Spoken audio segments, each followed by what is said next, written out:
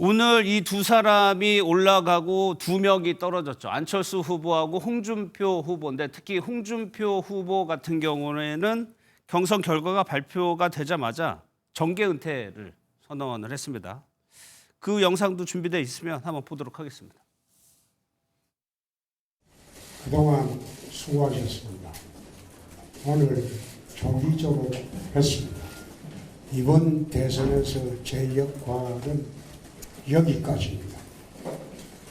지난 30년 동안 저를 돌봐주신 국민 여러분, 당원 동지 여러분, 정말 고맙고 감사합니다. 서울 시민으로 돌아가서 시장통에서 거리에서 부담 없이 만날 수 있는 그런 일개 시민으로 남았으면 합니다. 더 이상 정치 안 하겠습니다. 홍 후보가 좀 생각이 많이 여러 가지 감정이 들었을 것 같은데 특히나 다른 지사 후보들과 달리 대구시장직 광역단체 후보를 대구시장직 버리고 올라왔잖아요. 그렇죠. 그럼 진짜로 자연인으로 돌아가는 상황이 된 거잖아요. 그렇죠. 지금 제가 보기에 그때 배수의 진을 쳤다고 많은 분들이 얘기했어요. 그러니까 굳이 5월 4일이 공직자 사퇴 시한이니까 만일 5월 3일이 이제 국민의힘 후보 최종 마감일이 선출일이니까 그렇다면 그때 설령 결과가 안 좋더라도 하더라도 복귀해서 다시 시정에 1년 남은 자녀인 게 있었죠. 예. 그런데 그걸 선택을 안 한 거잖아요. 그만큼 절박했고 또 마지막 승부라고 생각해서 본인의 혼신의 힘을 다 쏟아부은 거고 실제로 그때 윤석열 전 대통령과의 그 경선에서 패하고 나서 바로 이제 그 다음 이듬해 있었던 지방선거에서 하방 이른바 대구로 내려갔을 때 그때 아마 본심이 그랬을 겁니다. 내가 그때 윤석열 전 대통령과의 그 경선에서는 내가 오히려 여론조사에서는 이겼는데 당심에서 졌으니까 TK의 본산인 대구에서 내가 다시 절치부짐해서 당심 얻어서 복귀하겠다고 했는데 이번엔 그 꿈을 이루지 못했어요. 당심 50과 여론조사 50 전부 이제 4강에서 이제 조기 졸업하게 됐는데 저는 저런 측면에서 놓고 보면 이제 저 말은 진심이라고 봅니다. 그러니까 지금 어쨌든 본인의 역할도 없고 그다음에 설령 이번 대선이 끝나서 국민의힘이 이기든 뭐 단일화 후보를 만들어서 이기든 아니면 자력으로 이기든 이재명 후보가 이겨서 대통령이 되든 본인의 역할은 없을 거라 판단했을 겁니다. 단 하나. 그런데 다시는 정치 안 하겠다라고 얘기를 했지만 또 조기 졸업 이번 대선에서의 역할은 여기까지라는 말도 약간 상충점이 있어요. 이번 대선에서의 역할은 여기까지와 앞으로 정치 안 하겠습니다. 이게 말이 좀 묘해요. 앞뒤가 안 맞아서 저는 그래서 이건 가능성이 하나 있다고 봐요. 만일 국민의힘이 패했을 때 이번 대선에서 패했을 때 완전히 그라운드 제로 상태가 보수 진영이 되지 않겠습니까?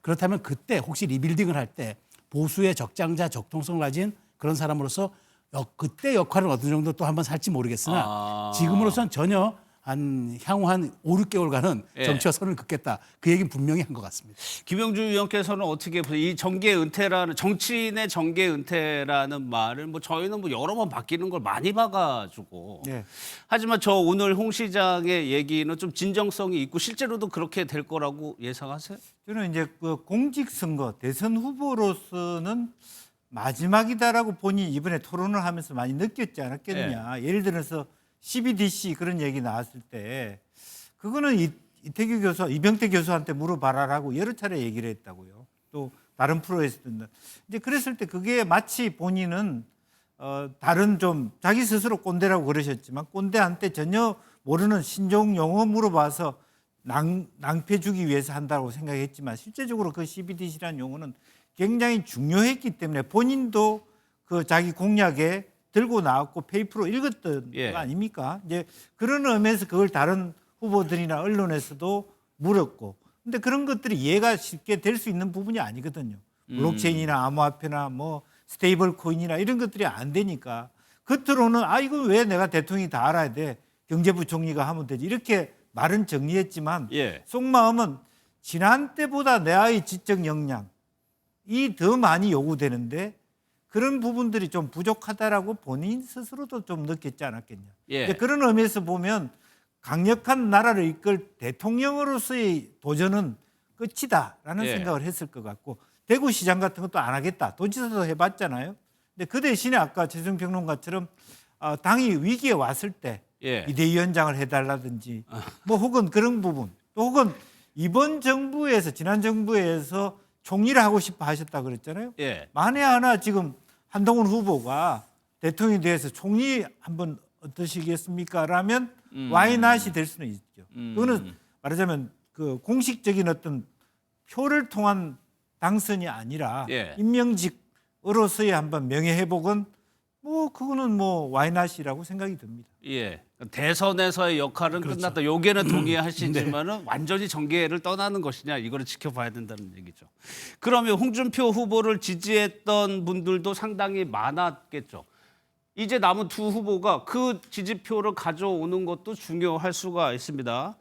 김문수, 한동훈 후보가 바로 끝나자마자 홍준표 후보를 막 칭찬했습니다. 얘기 한번 들어보겠습니다.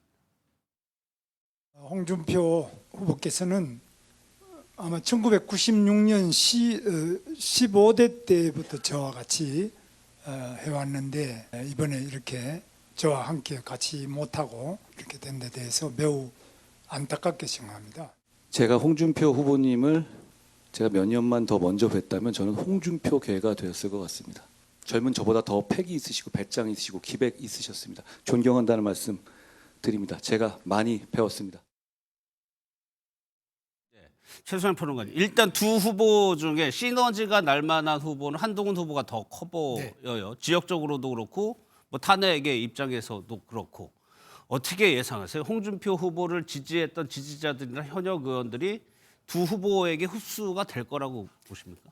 저는 갈 거라고 봅니다. 가는데 예. 약간 나눠서 갈 거라고 봅니다. 저는 나눠서? 나눠서. 왜냐하면 한 그 홍준표 후보를 지지했던 분들은 홍준표 후보의 개인적인 캐릭터도 있겠지만 홍준표 후보가 갖고 있는 보수 후보로서의 안정성과 경륜, 그다음에 본인이 갖고 있는 그런 어떤 말하자면 이제까지 쌓아왔던 커리어 이런 것들도 분명히 있거든요. 예. 근데 그런 점들을 놓고 본다면은 그런 부분들은 김문수 후보에게 저는 이동할 가능성이 좀 있다고 보고 다만 그 계엄에 대해서는 분명히 어쨌든 홍준표 후보도 계엄은 잘못된 거고 그다음에 본인이 만약 후보가 된다면 대국민 사과도 고려하고 있다는 얘기를 한번 토론회 때 했단 말이죠. 예. 그런 측면에서 그런 계엄과 탄핵의 바다를 건너는 전향적인 입장을 가진 부분에 동의했던 분들은 아마 한동훈 후보에 이동을 할 겁니다.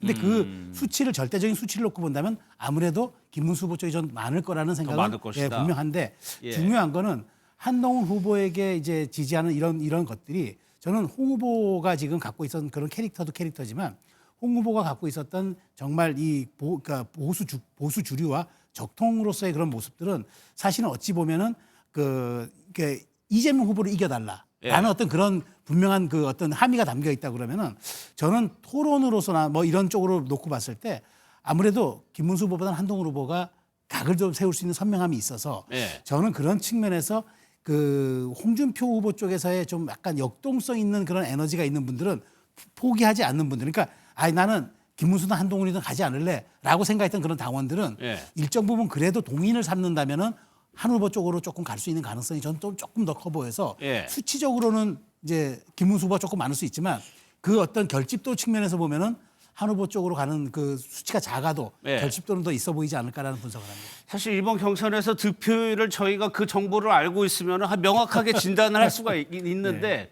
당에서 그거는 절대 공개를 하지 않습니다. 그래서 추정을 하고 전망을 해볼 수밖에 없는데 김영주 의원께서는 홍 후보 지지했던 그 표심이 어느 쪽으로 더 많이? 글쎄요, 지금 뭐 누구한테 다 간다 이렇게 얘기하기는 어렵겠죠. 그러니까 예. 나이 드신 어르신들은 자연스럽게 김문수 후보 쪽으로 갈 수도 있을 것 같고요.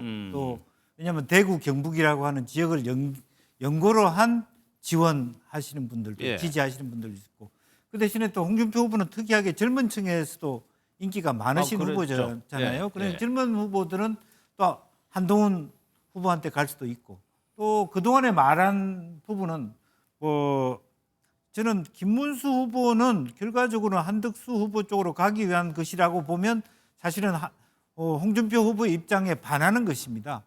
왜 밖에서 구하느냐 말도 안 된다. 한덕수 군한 예. 등에 대해서도 굉장히 강하게 비판했죠. 그 총선 관리를 시켜놨더니 본인이 선수로 뛰겠다? 그 말이 되냐? 이런 정도 얘기를 하셨잖아요. 예. 그럼 사실은 그것을 정당화하기 위해서 김문수 후보가 있다 그러면 그 김문수 후보를 지지해야 될 이유가 없는 것이죠. 예. 그리고 물론 또 한동훈 후보한테 비판한 것도 많이 있습니다.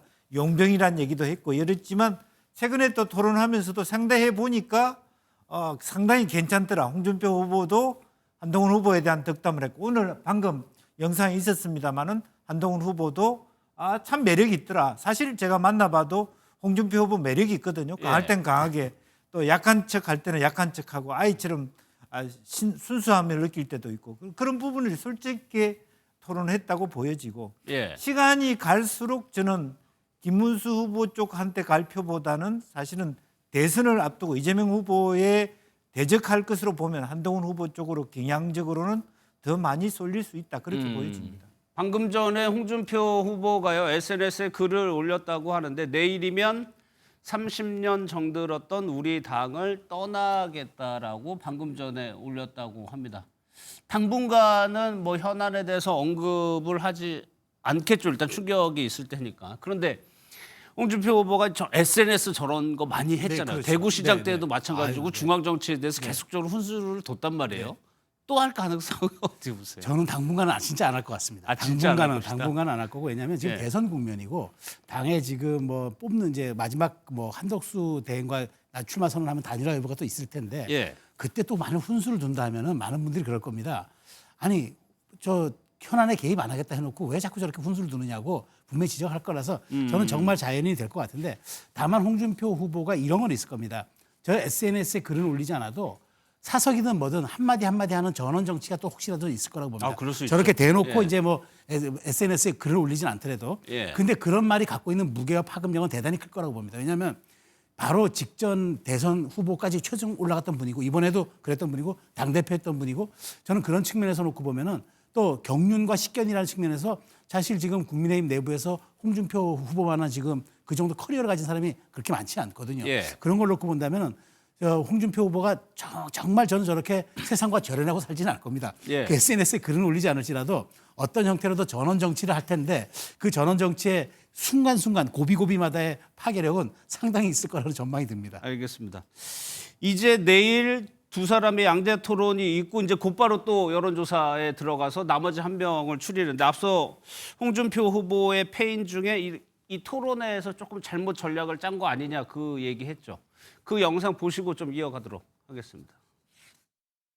장관 인사청문회 하실 때 보니까 일제시대 우리 국민의 국적은 일본이었다 그랬죠. 만약 국적이 일본이었다 그런 주장을 계속하게 되면 일제시대 독립운동은 전부 내라야 하거든. 이거는 좀 질문해 보라고 해서 내가 몇 가지만 질문을 하겠습니다. 우선 키도 크신데 뭐 하려고 키 높이 구두를 신습니까?